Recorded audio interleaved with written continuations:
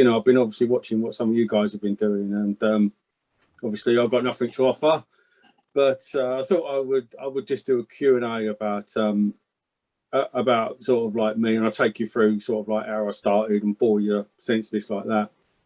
So I suppose for me, I was born next to the railway line, so that's where my interest started, and it was Gravesend. So it was just kind of just in sort of between Who Junction, was just down the road. So we had lots of traffic coming through. So yeah, from a very young age, I was quite lucky to sort of see Cromptons and bits and pieces. Used to do quite a lot of shows, even like going back to sort of the early days of school. I used to take my little model railway to the schools when they were doing like fundraising events and bits and pieces like that. So I sort of been in it for a long time. I'm guessing like most of you guys. And then my first proper show was Woodward Halls at Gravesend. I mean, Paul will probably know about that, but that was probably very early 80s, and less said about that the better, because that was a complete and total disaster. Going forward from there, I met up with Tim in the Amesway Circle. It was at the Black Lion at Gillingham, and he had a modern layout. Well, at the time it was modern layout, so it had lots of EPBs and bits and pieces on it, and I was really quite taken back. And obviously he said to me, "Oh, this is P4." To be honest, I didn't know what P4 was at the time. It was just something that I like to look at. He actually commissioned me to do a video, to which he's still waiting for the final cut for, somewhat 20 odd years, 25 years later. But you know, you can't rush perfection, as I would always say. From there on in, I think the first show that I did with them was Romford. Then we did another one. I think it was Stony Stratford and bits and pieces. And he said to me, I'd like to see, you know, he said, it's all right seeing his own models, he said, but I'd like to see someone else's. So that's when I first sort of got into P4 modelling, and it's sort of gone on from there. The 2 or 3 layouts I've had. So I had part of the old layout, which we sort of cut and shut around, which kind of made it into a layout of its own right. And I do believe now that was, or Tim Horn got it next after me, and then I think it ended up in Scotland. And then I've sort of had different bits of layouts, bits and pieces myself, and sort of someone else jump in and help me. Come on, ask some questions. Feels like I was sort of on my own, yeah. And then I sort of carried on from there, and we sort of like ended up where we are today. So Phoenix Parkway is kind of my latest creation, and that's all about sort of like trying to sort of build another exhibition layout, running sort of like my stuff as I sort of want to run sort of like 1980s. So it's kind of based 1980s, sort of mid 1980s through to sort of like the early 90s. But as I said, there are interlopers there. There are some stock there that is kind of not necessarily. Have you got any plan? Have you got a plan of it, Pat? I've been sort of like doing a video today, because there was meant to be a video uploaded to go with it, but I think because I'd give Paul such a big video that he couldn't upload it. So I've just been just quickly, yeah. The video the longer it is to go onto Facebook. It just blocked me out for so long that it's too difficult to do, unfortunately. Yeah, I mean, it was like 40 minutes. YouTube or something and link it on. Yeah. Well, I've just obviously changed the intro a little bit, because to go on my YouTube channel, it wasn't that there was anything naughty in it, but I've got to be, when you put stuff on your YouTube channel, you've got to be sort of a bit more correct. For Lydd Rail, I was going to be a little bit more, you can be a little bit freer, if you like, in what you speak or say. So I've just cut and shut it around, and I've just it's just rendered now. So what I should do is I should upload that once I finish this, and then I'll drop the link over. But it's kind of a running session. Bear in mind the layout's not finished. It's still a work in progress.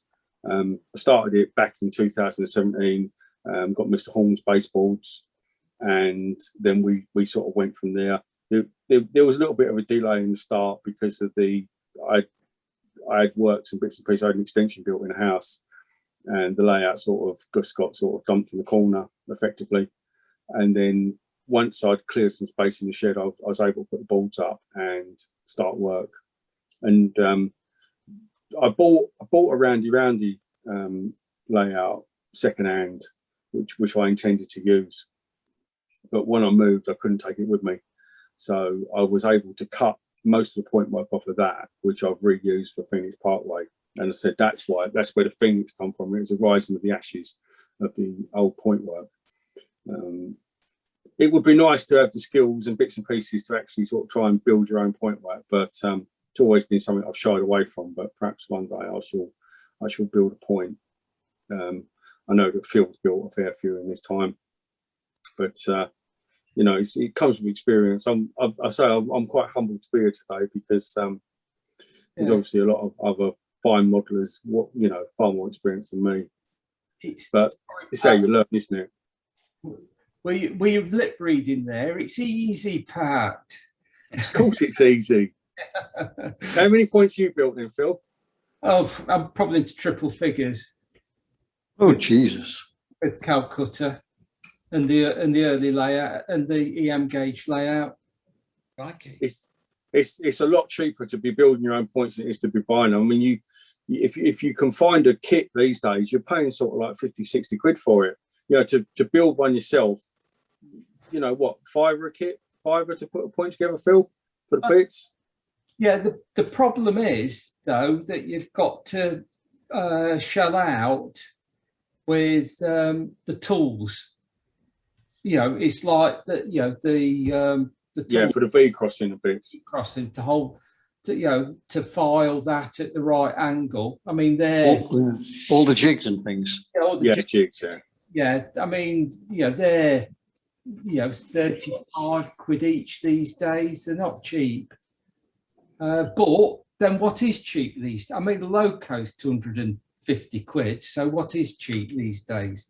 No, exactly. I mean, obviously this is not a cheap hobby, but then what is? I mean, I speak to fishermen and they go, oh no, I've got to have the latest rod thing. And, you're looking at a lot of money there, or even just like a little thing that pings them a message that, they're down a pub and they get a message to say, oh, look, your rod's moved. Well, so nothing's cheap, is it? Yeah, but who did they see in the pub? Sorry, joke. Yeah. So that's something I would like to do. I'm assuming that the jigs and that are all available through the Scale Force site, aren't they? Yeah, and the EM Gauge Society if you can't get them there, or you can get through to the Southants group. I think they still do them. I can't remember his name now. The guy who originally designed them. But yeah, as you say, the Scale Force Society do them. Is that bullhead and flat bottom, or just flat bottom? Or just bullhead? It's just bullhead. Just bullhead, unfortunately. There's some for flat bottoms. That is a different ball game. Yeah, no, I appreciate that. Yeah, but you can get some jigs from the States. Let's have a look. Oh, here we go. Well, at my fingertips. Fast track 0.4. I see it. I've seen a guy on YouTube building fast track. So effectively those jigs would work for obviously for us as well, because I suppose you're only just putting the angles of the dangle on, aren't you? Yeah, I mean, the US stuff, they use, what shall we say, sort of heavier track work than we do. I don't know what their axle loading is, but I think are they up to 30-ton axle loading on some of the lines in the States? So of course, if you go from HO to 4 mil,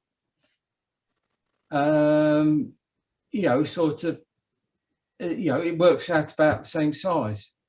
So that port for the fast track, should do, I think. Needs just do the job. Just needs somebody to try it out. Yeah. Just order I don't think I'll be building another big layout again in my life. Said no man ever. Oh, no, never again, Ed. I've done my dues. Are you looking at building something smaller or not? Or are you just gonna? Me, Yeah.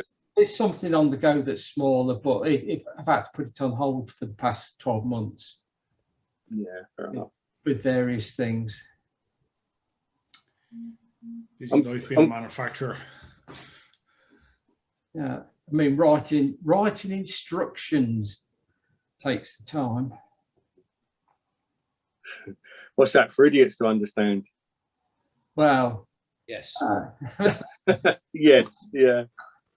No, worse than idiots, RM web people. Oh, wow. Could be worse. Could be Writing good instructions takes time. Yeah. What's the old adage? Give it to a small child and see if they can understand it. No offense to kids, but if they can do it, anyone can.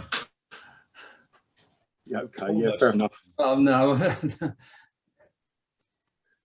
So getting back to the Phoenix Parkway then. So I've also gone down the road with mega points for the controllers.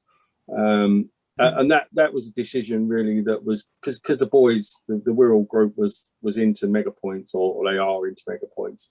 I decided that for me personally was the best choice. I have got quite a lot of tortoise point motors, and you sort of like looking at, I think I bought back in the day when they were quite cheap. You could they were doing special deals. I think I bought about 20 for, I don't know, probably not a lot, 100 quid at a time, 150 quid. And you're sort of like looking at all these point motors thinking, crikey, am I doing the right thing? But it was a case of the technical help at the time was, if I got an issue, I could just phone up Mikey and say, look, I can't get this to work, I can't get that to work. I mean, Mikey's currently exploring the, I think it's Edwinos or something like that. And they're quite clever. So I think he's writing some sort of data for them so as that they can do more.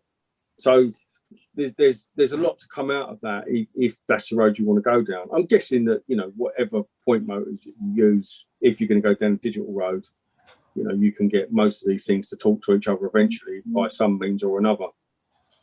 But as I said, just a personal choice for me, that's what I decided to do. But I have got a couple of points on there that I don't know, just give me right crap. But I suppose that's just, how it is, isn't it? But on the whole, the layout works. I mean, the video that once I uploaded to YouTube that I'm sure some of you are going to watch took me quite a lot of time because I haven't as such got a sort of a runoff. I've got a runoff at one end, but it's only like a single track. So every train had to sort of be set up individually. But I'm really pleased with it because it kind of gave me a chance to run the vast majority of my stock. And to be fair, on the main layout, I didn't really have a lot of issues. Obviously, there's, with P4, it's very sort of intolerant to most things. But it worked well. It worked really well. That was a good thing. I think shooting that particular video would have been a lot easier if there'd been two people because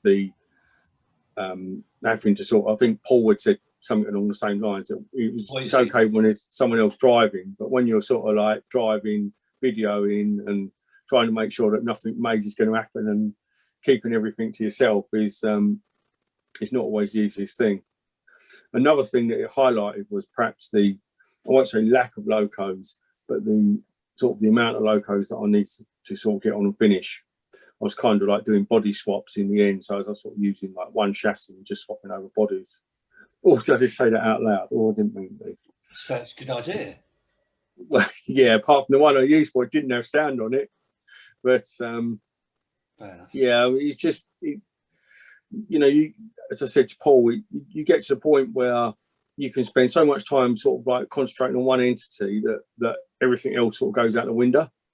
So, do you want to sort of be a videographer or an editor or, there's just, I don't think there's enough hours in this life to do it all, especially when you've got a job that's demanding as well sometimes. But that's life. That's, you know, that's obviously the job pays for what we need.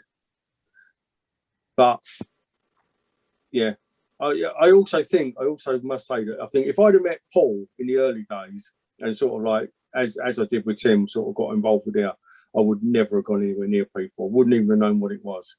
But I think I just mixed in with the wrong crowd at the wrong time. Would you? I know what you're saying, Pat. Yeah.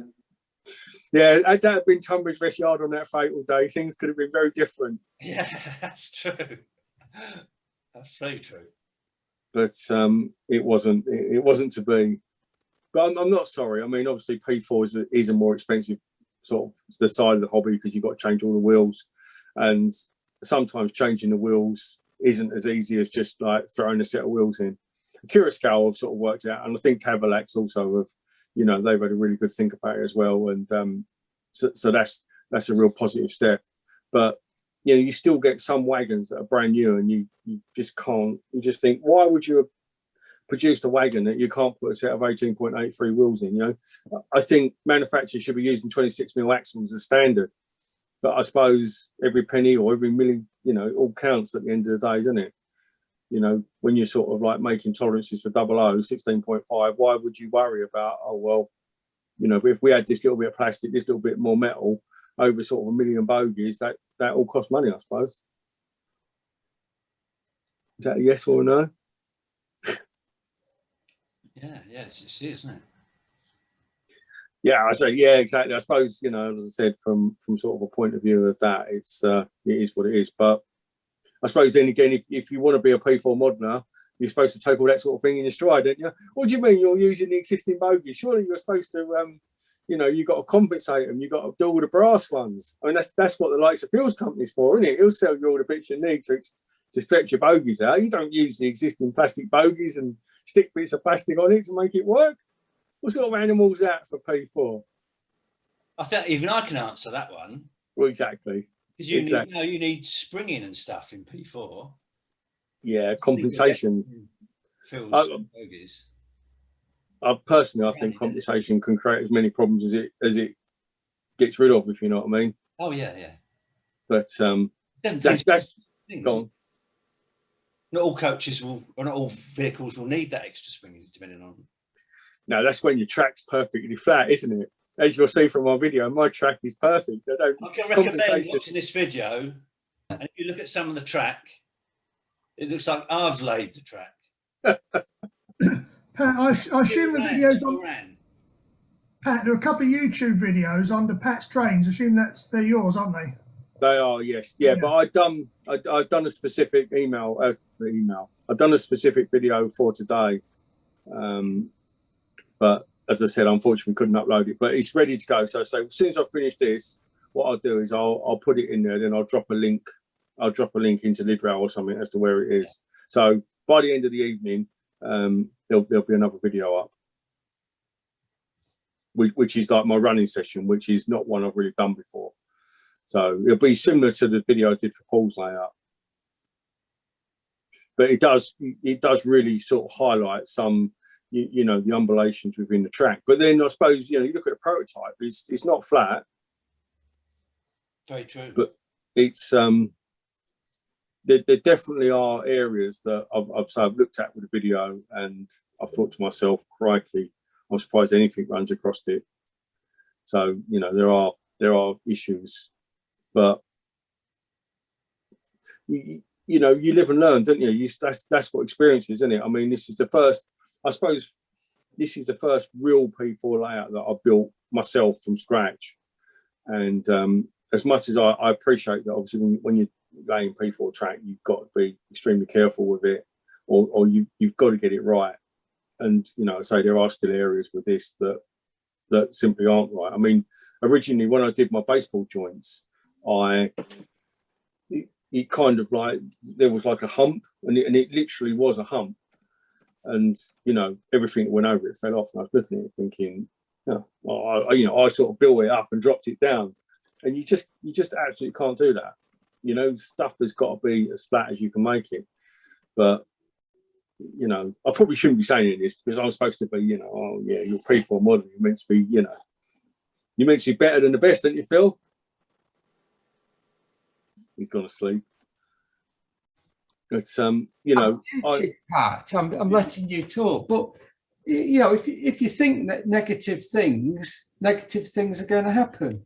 Yeah, no, I'm only messing around, and obviously, Yeah. I'm, These, you know, we know you're messing around, but these other people might not because they don't know you. Yeah, no, it's all right. No, it's all good learning experience, and it's like anything, you know. Sometimes you got to do it to realise your mistakes, and as long as you can realise your mistakes from doing it, then I think that's all good. It's when you keep on making the same mistake, isn't it? You know, you lay your first bit of track and it's not brilliant, and then by the time you get to the end, you haven't learned that that's not the way to do it. That's when you're going to have big problems, and you will in double O as well. But you know, I had a fairly good starting place, and I've sort of gone on and I sort of like fettled with the track, mucked around with it, and yeah, sort of it's okay. You'll see from the video, you know, the video again, it wasn't like, you know, I've not cut and shut it to the point of where there's, you know, loads and loads of derailments and sort of, you know, most of the trains or all the trains that you see go running past are, you know, running past as they were filmed. Not saying that I didn't have a couple of problems with coming off the temporary track. I did. The temporary track did play up, but you know, I was sort of like mucking around with wagons and stuff. Basically, if it had run over the temporary track, then it was going to run on the main layout without issues, and that's pretty much stood up. I also tried some of them Hunt couplings, but I don't know about other people, but I've found that the magnetic, where they hold together, it tends to like lock the coaches. Perhaps not for double O, but for me, I was finding that was lifting stuff off. So as one coach would go round, and then the second one would sort of, there wasn't any movement between the coaches, if that makes any sense. Did anyone else? Because I understand that. That's because your flanges are so small on P4. Correct. Well, there are virtually no flanges, are there? That's right. I mean, they're so small that they just lift up a little bit. They're off, aren't they? Yeah. Yeah, and it is only a tiny little bit as well. Again, you know, some of that is related to my temporary track that I sort of just laid literally just to sort of get stuff off scene for the video and bits and pieces. But I did sort of, you know, if you're using a Buckeye couplings, then at least the coaches can sort of travel, you know, they can move independently. As I say, with the Hunt couplings, they doesn't allow the coaches to move independently. Yeah, I think with the Hunt couplings, I've used them on a couple of things now. It depends what they're mounted onto. If the one side of the coupling is rigid on the coach, it needs to pivot, because you do have a solid bar between the two coaches. But if it's pivoted on the coach, then they're fine. I mean, I've got them on, they're actually on NEM pockets, so that there's a bit of that fishtails, a little bit of movement. So, but I've found if it's a solid bar, but it's got to have a pivot at both ends, then they're fine. Yeah, I've got it in the MEM pocket, so I'm using basically what Bachmann would have put in for their sort of the MEM pockets, and I'm still having issues with them. Okay. But as I say, I think I'm probably going to go away from them. But they're a good concept. Yeah, for fixed rates when you're not shunting, I think they're really good. Yeah. Did you not find the Hunt couplings a bit brittle being made out of resin? I did, but I didn't manage to break any. But I found them quite expensive. I mean, again, you know, I appreciate that obviously the magnets, especially I went for the non-polarity ones, which I think are a good idea. But yeah, they're The quite Elite. expensive. The Elite, yes. But yeah, the concept of them is good, and I'm sure, like I say, for double O, they probably work really well. I've seen some of the other YouTubers use them, and they don't seem to have any issues, and they sort of rattle the track as they go round. But I think I'm probably going to go back to Buckeyes, because it gives me, as I said, the flexibility for the coaches to sort of like move independently of each other. Yeah, you need your bogies to stay on the track. So say You don't need anything that's going to lift them up. No, that's right. I was going to say that includes the kind of thing then, the Keen Systems ones, they're the same. They get very bouncy. There's no vertical movement in Hunts. No. Interesting point about YouTubers, though. It's amazing what they'll say when they're giving things for free.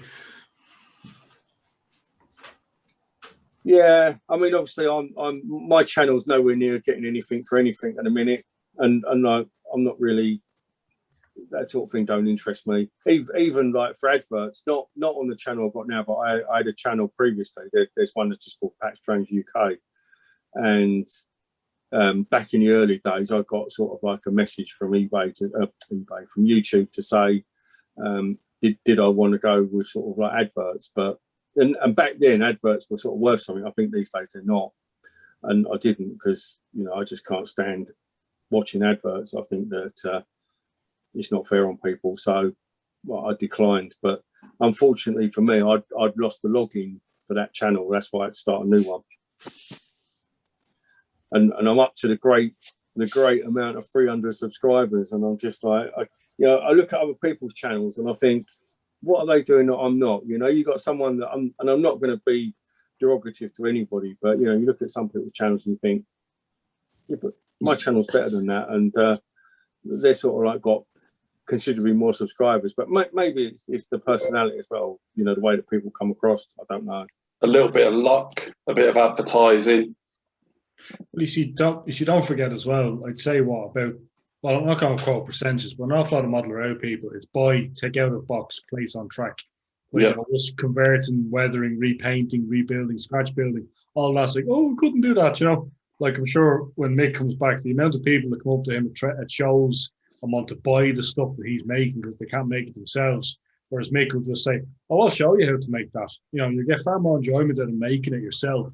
But they're still like, oh, no, I don't want to. Like, most of the top UK outline YouTube model road people, it's purely take it out of the box and put it on the track. So don't be running yourself down too much, Pat. You're actually doing a bit of modelling, as a few people in here would say. So Completely agree with that. Completely agree with that. I've got almost just over 1,000 people subscribed to my channel now, and I would say that there's probably no more than 30 to 50 people who watch the videos regularly. And the majority of the stuff that I get when I post a picture of something I've modelled is, can I buy it? Well, actually, why don't you watch the videos, learn how to do it yourself, and then you can make it yourself and make other things yourself. Yeah. But they're not interested. They just want to kind of have it out of the box, please. Yeah. It's just consumer society, really, isn't it? Yeah. I think YouTubers are a different breed to us. Well, the other thing they do is that they see something, they say, oh, can you build one for me? Well, no, not really, because it's time, isn't it, as well? Oh, cool, yeah. And then again, sorry, I was going to say some people use it as a shop window. Anyway, I am a model maker. I make models. What do you want? It's real 50-50 stuff.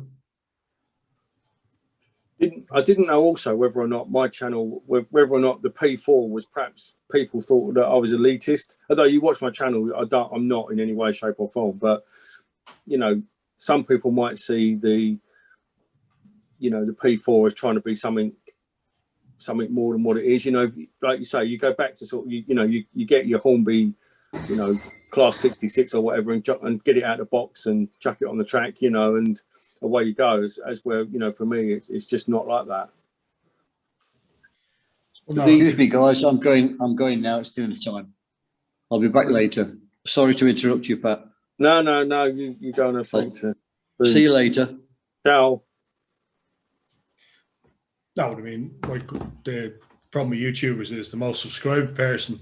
I won't say his name. It rhymes with the word Ram, but he's nearly 100,000 subscribers. So I mean, there are people clicking on stuff out there, but I mean, he's taking it out of the box, put it on the track. So just keep doing what you're doing, because somebody like can't even name it, Everard Junction. He does modelling as such. He doesn't just take it out of the box, and he's got a fairly good number of subscribers as well.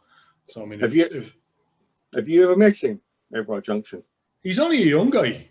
He is, yeah. Yeah, he was at Worley. Yeah, he's a nice guy. He was saying though, he said that the problem is that as your channel grows, you do have to deal with idiots. Oh yeah. Well, I mean, the thing I like about him is, I'm not saying this in a harsh way, he doesn't show his face, so it's not about him all the time. No, that's correct. Well, yeah, that's another thing, isn't it? That obviously you're not there to look at me; you're there to look at the modelling. Yeah, and for the best part, I mean, obviously I do show my face sometimes, but for the most part, you don't need to know what I look like. It's about what I'm doing. Well, like the Scottish guy who couldn't pronounce the word chemflow, that helps too. He loves himself. Are we talking about David Dean Park? Yeah. Yeah. He's a special one. He said. Oh, go on, Pat. Go on. He said that don't become if you want to be a massive YouTube person, then don't do model railway. Basically, was his line. And after that, I've sort of like steered away from him quite a bit because I just thought you're only in it for yourself now. He's had a few freebies, hasn't he? And he's only in it for himself. He's also I don't know whether or not he's got something going on with Cavalax as well, because he seems to have quite a lot of the Cavalax stuff, or whether or not he's just picking the adverts up and just. He looked like a plasterer's radio walking off their stand after a certain show. So that's all I'm going to say. I remember seeing him at the DMU lot when Parrot Hall was there. And I posted a couple of pictures of Parrot Hall and he just walked straight past the layout. You know, because it was sort of like, he was going on about overheads and everything. And I put pictures of Parrot Hall and Bowden Junction up on his Facebook page. And he must have recognised the layout and he just straight walked past it and sort of like ignored it. Yeah. You know, I think he's one of those, if you do something better than him, he doesn't want to know you. Yeah. Well, he's not as much of a wanker on RN Web since he got famous anyway. I think he realises he has a bit of a captive audience. But look, we're not here to bash the YouTubers. They do their thing. No, certainly not. No. Not all assholes. Better, not the promotion bit.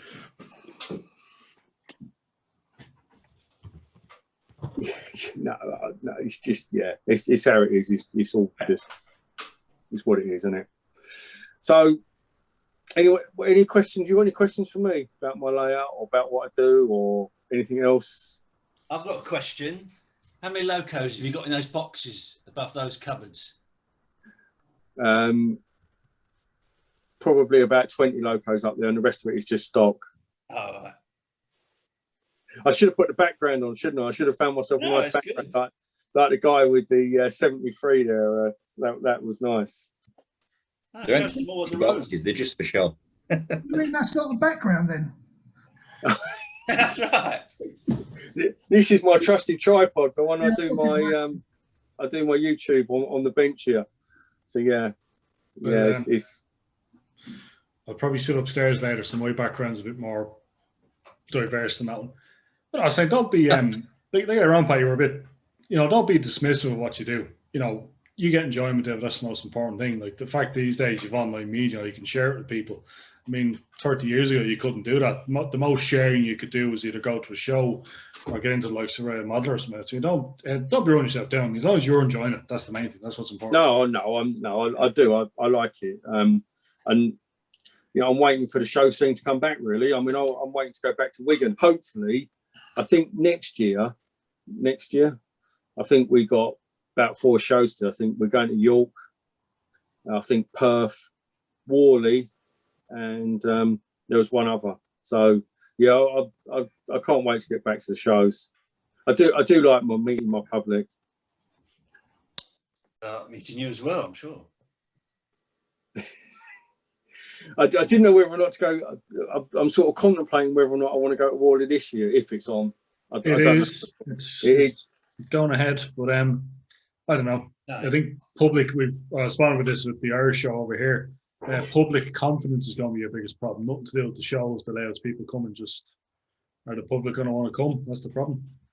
Yeah, no, I couldn't agree more. I mean, and with the way things are going, it's so unpredictable. I know, obviously, without getting too much off subject, we've got to try and live with this, but it's just really unpredictable. It's one of the smaller shows that we've got going on down here, Upfield, and we've been invited to that this year, and with the steam layout, GWR steam layout, and I'm sort of 80% up for it myself. But I was talking to someone else because also we got invited to Liverpool with New Haven Harbour, and basically we're not going because of the one, because it's a small hall, but then so is Upfield, and two, because you just everyone's put so much into sort of like trying to sort of stay healthy. You don't really want to go and sort of put yourself in undue danger, if you know what I mean. I don't, and Wall is going to be the same, isn't it? That potentially could be a super spreaders event. I doubt it will be, of course, but you sort of think, is it worth it for this year, or do you just write this year off and start again next year? I suppose, and that's kind of Paul's thinking, isn't it? By doing this virtually and not sort of at his house. Would you agree with that, Paul? Yeah, I'm quite cautious. That's why this worked for me, the way things are going. But I will be cautious evaluating any show that I would go to help someone or visit. Like you say, the venue, etc. So there could be some people who will be more reticent, Totally understand that. I think, like, again, from an exhibition manager's point of view, trying to put a show on is going to be really difficult for like social distancing and stuff, because sorry, I was going to say, I could speak there. I'm in that role over here. Sorry to cut across you, but we were looking at doing it as like a big one-way system. In other words, you had to go one way around it wasn't even a hall, it was the whole building. I should just watch Mick now. The Royal Scotsman's due any second, but no, we were thinking about having a joint one-way system. But the problem is, you're going to be, I want to go back and see that one, and then you can only have so many people in the track, or the system, as we would call it, at a time, and I think it's just not manageable. But I mean, like you said, we need to live with it, but I think some people just don't. So you can't change the will of the public. So it's going to be messy. I'd say even 2 years' time, never mind next year, it's not going to be quite as we had it. I mean, the old adage, don't appreciate it until it's taken away from you. So it's been completely removed completely now. So we're missing out, but is what it is. I think the problem with Wally, of course, is it gets so busy, doesn't it? I mean, actually, a one-way system there would be quite good, actually, because trying to get around it is a nightmare. Because when problem is, go on, carry on. We'll set this up because no one knew whether we could actually meet together when this was first set up. It's only just last couple of weeks, isn't it? Things have opened up and you're changing so often. So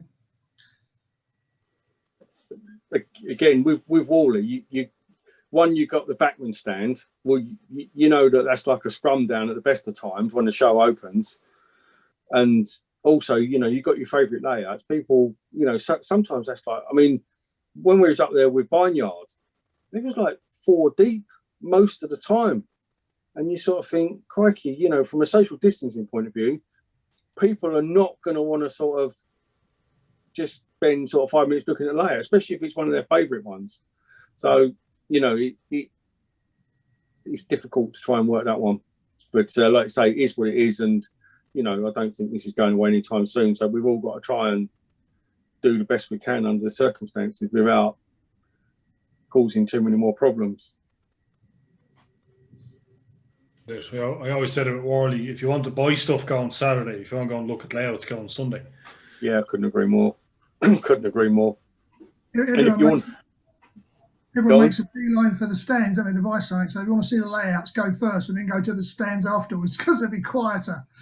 Yeah, the one place you don't want to be at Warley at 10 o'clock, isn't it, or 9:45 when it opens, is the backman stand. Well, that's right at the back now. The second-hand crap one's literally at the very, very back of the hall. It's not at the front anymore. Oh, right, they've changed it. Yeah, I think Warley themselves said, here, look, we don't want a log jam right at the front at the very start. So you literally see the Olympic 100 meters final being run at 2 minutes. Yeah. Just as it starts. I've exhibited there a few times, and I've said to the backman people here, I want to buy that. I'm like, nah, you have to wait. So we were literally standing right in front of the stand right till they pull the covers off, right, bang, go. But then again, like we're saying earlier on, like an awful lot of that stuff is broken or whatever, and people will still buy it even though it's broke. So it says a lot. It's cheap, isn't it? That's the problem, isn't it? Or it's cheaper, isn't it? That's what it's all about. Oh, you might have bits hanging off. Half the time it's on eBay by the end of the day. Yeah. But how much of it is really cheap, though? You're effectively just getting second hand with known faults, aren't you? Well, you hope not. I think it's that it used to be cheap, and people still believe that it is, but it isn't anymore. No, there's probably something in that, actually. Yeah, exactly. These days, it's just Bachmann's way of getting rid of stuff. I know someone that had a model railway shop, and he used to buy the Hornby pallets. They used to auction off Hornby pallets, as where Bachmann will sort of sell it on. Hornby just used to box it all up and then just sort of like auction it off to their favourite model railway shop. And quite often sit down there over sort of an evening, and he'd go through his Hornby batch. Just different companies got different ways of doing it.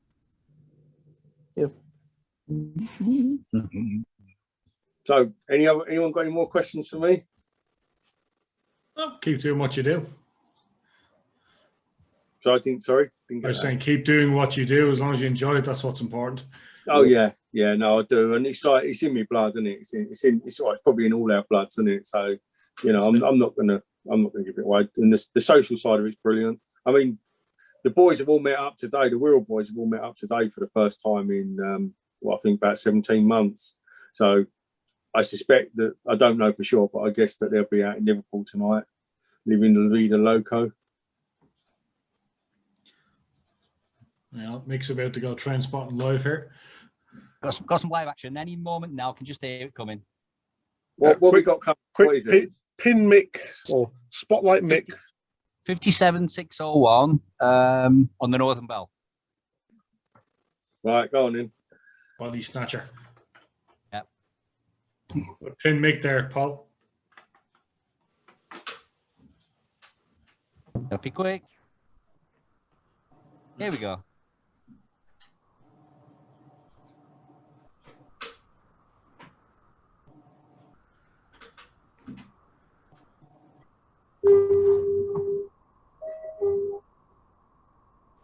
Big wave, that's train driver.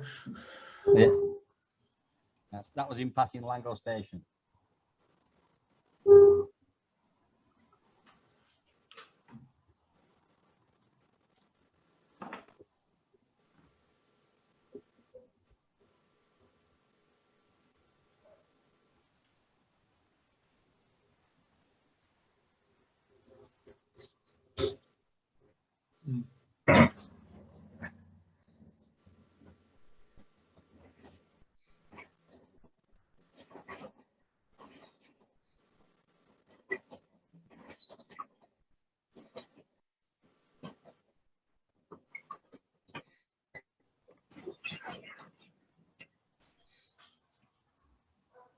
There we go. Live action. That But was unusually, nice. that had two Mark 1 Pullmans on it. What's the sleepers on it for? What do they do? Staff coaches. Oh, right. That's probably the only train on the network now with Mark 1, 2, and 3 coaches in it. Yeah. That's a nice back garden you got there. I like It's that. not bad. It's full size railway. Yeah. And I assume you get quite a bit through there as well. Cement trains 3 times a week. 6 KO5s every day, 4 or 5 days a week, which is a Carlisle crew. And then there's the log train as well with 70s on it. Sometimes, well, that's about it, really. That's better than pulling over a sharp stick, isn't it? This is true. And a yellow test train every 4 weeks with a pair of 37s on. We've had Colas 67s Yeah, now. Colas on the duty at the moment. We have had the when stuff runs at LSL at crew going up that way, it comes this way. So things like the staycation last year was once a week. Training trips from crew as well. Steam trains as well. Quite a lot of steam trains come past here as well. It's up to 3 a week sometimes. Crikey. And is that at the moment? Are they? I take it they're running more now than what they were maybe a year ago. Yeah. There's one that runs it. There's I think called the Pendle Dalesman that runs off. It starts at Carnforth, steam engine all the way, picks up people from Lancaster and goes Lancaster, Preston, Blackburn, comes past me, goes up to Hellyfield, up the S&C, and then repeats it and then returns that way. There's a Chester Carlisle runs about once a week. I said that York Carlisle doesn't come past me. Tornado was through here last week. In fact, Tornado just come off of that. Tornado's just brought that down the S&C. All right. Yeah, so it's the running. There's 3. I work at Settle next to the railway line. I've generally seen 3 a week at the moment. Oh, because you've got the other things that Settle going through there as well, haven't you? The special ones. Yeah, have you not had that HST? Yeah, yeah, staycation as well. Yeah. Oh, That right, started yeah. started this week. Yeah. So yeah, it's not bad around here for odd stuff. But the rest of the time, it's actually in the hands of those 3-car 150s at the moment.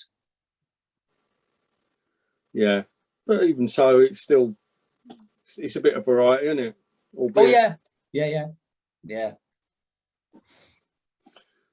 Are they looking to upgrade them? I suppose they're trying to get rid of some of the older stuff, aren't they? And bearing in mind that the old 150s are getting on in years as well, aren't they? Yeah, but as I said, the 2 original 3-car 150s have had a big refurb as they come up from Great Western. They're now running here.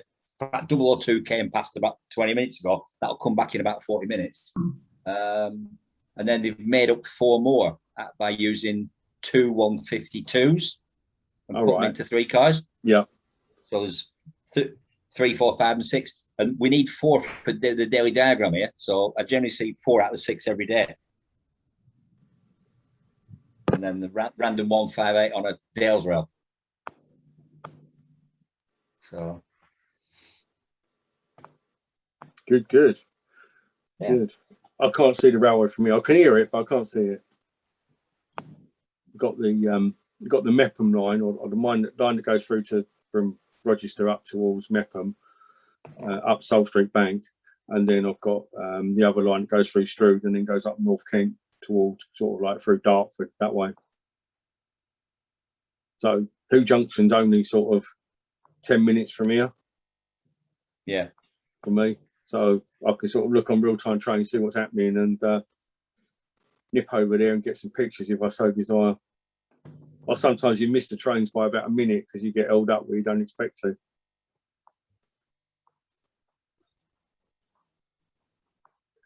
Yeah, they don't make a lot of noise either. I said it's the back door, but they're gone. Because you're that close to it, you don't hear it for very long. No, yeah, you not only that, you tend to get used to the sound anyway, so you don't hear them, do you? Oh yeah. Totally blank the DMUs when I'm in the front room. It's like you don't even know there's a train gone past. They're every hour, so you actually see there's 2 per hour because it's an hourly service. So you don't even know they've gone past usually. So yeah, a bit of variety. Look at the shed and job done.